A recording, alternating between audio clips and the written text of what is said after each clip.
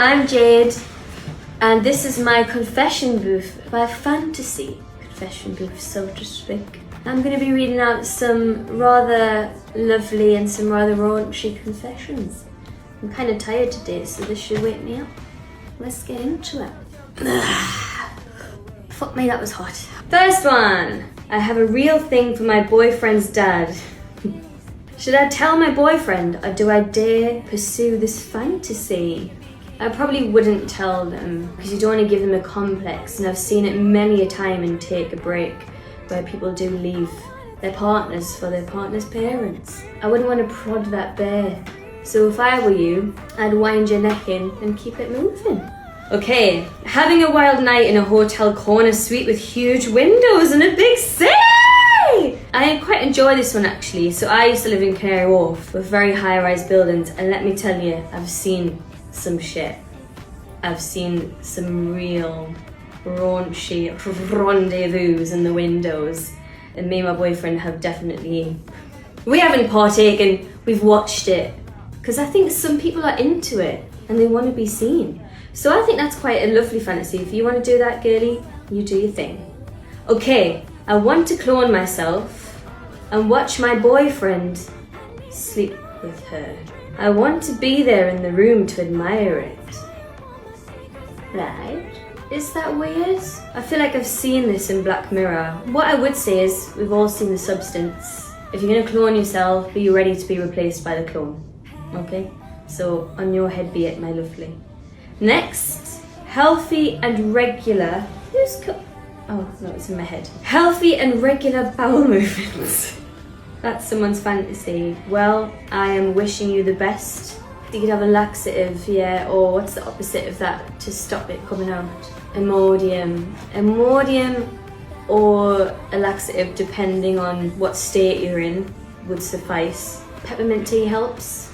I don't know what else to tell you, hun. Get yourself the doctors. So yes, that concludes my confession booth fantasy edition. I hope you've enjoyed it. Please do send more through and I'll do the best I can to respond and give you all your advice that you could possibly need. But until next time, goodbye. Welcome to part 2 of the confessional booth to promote my single fantasy. Oh Lord! Do a reverse cowgirl. Woo! While watching Midnight Cowboy and come exactly at yeehaw.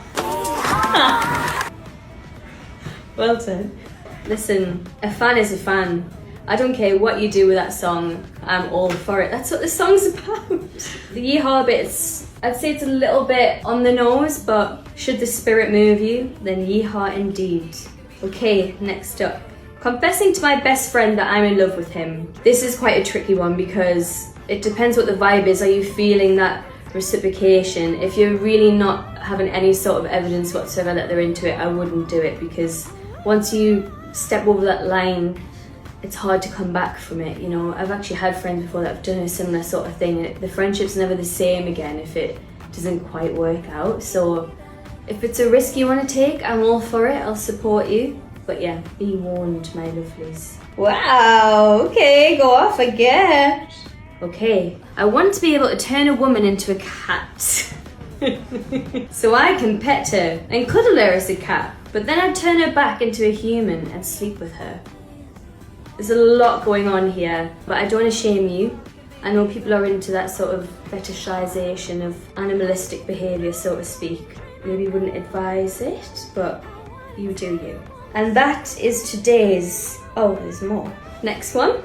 Sleep with a middle-aged woman, 100%. I don't think that's a problem, my lovely, as long as you're of age, that's fine. I guess it depends how large the gap is, but listen, I've heard that middle-aged women, that's when life begins, that's when you have the best sex. I think the older you get, the more confident you are in yourself. So actually, I look forward to also being in that bracket. Okay, next one. To go back to 2010 and watch the Coronation Street tram crash for the first time again. You and I both. What a moment in soap history. I don't blame you, to be honest. Get yourself a TV choice, see when they're all on, and catch up. Thanks for watching. Oh my god, here we are, part 3 of confession Confession booth, fantasy. Let's see what you gays and gals have been up to. I'm in love with a man, gay rights, who is using me as a pawn, took a turn, to discover his sexuality.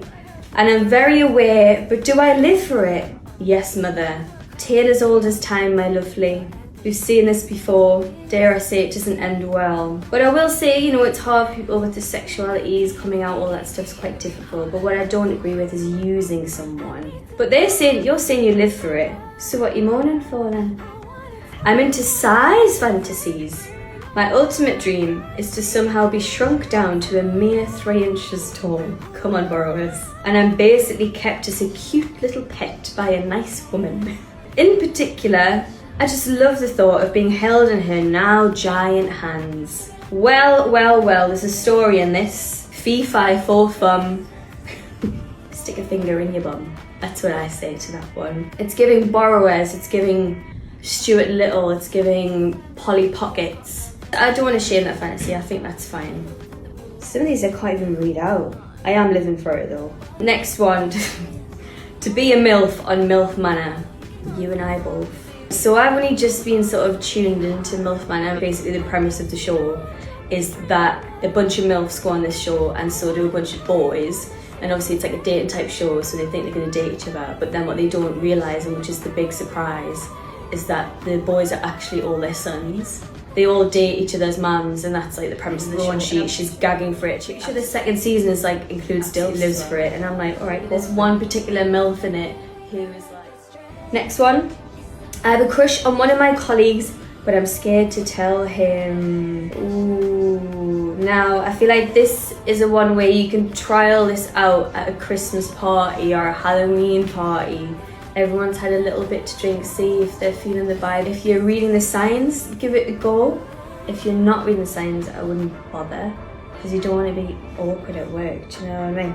That concludes this session of the confession booth. I hope you've enjoyed it. Please buy my single fantasy. Goodbye. Some very rudy-doody ones on here, so I hope you're strapped in, and ready to go.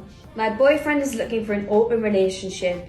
Any advice on how we can go about bringing a third into the bedroom? Ooh. Now, what I'd say to this is you have to both be fully on board with this menage a trois. You both got to really be into it, because what I think and what I've maybe seen before is if one person isn't as into it as the other, it's never going to end well. So you shouldn't just be doing it to please your partner. You have to want to engage in this throuple situation too. But I have met a few throuples. They seem to get on well, to be honest. So if you like that dynamic. How do I go about bringing a third? I would advise not doing it with anyone you know already. Get yourself on some apps, do you know what I mean? And have some terms, have some ground rules. I've heard this before as well. It's a one-off thing, or you know, you don't know them, or they're in a certain mile radius, all those sort of things. That's what I would advise for that one. I've recently had to go a few times to my local GP, and now I've fallen for a very hot doctor. Is it wrong to now fake my illness so I can keep seeing him? Yes, Bob. The NHS is crumbling as it is. What we don't need is any fake illnesses. The queue's long enough, my lovely. So my advice would be to find a partner and make them dress up as a doctor instead, if that's what you're into. All right. Finally, to be a Geordie, Angel of the North. That slot's already taken, so it can't help you there. I wish his muscular arm was my pillow tonight. Be a porn star, fair. To finally have an orgasm during sex, wow, I feel for you. Good sex. What's going on here? Get yourself a rose. I shoved a whole bag of jelly beans up my ass and I couldn't poop it out. So I had to get surgery. And my arse feels like I had 700 orgies. I don't even know what to say to that one. I wish you all the best in your endeavours. And there you have it, the fantasy confession booth. I hope you've enjoyed it. Remember, no shame on whatever your kinks and your fantasies are. And I hope you're out there having a jolly good time with whatever experiences you are having. Fantasy is all about loving yourself and feeling safe and happy and comfortable with someone enough to explore all your wildest fantasies. So I hope you're doing just that. And thanks so much for watching.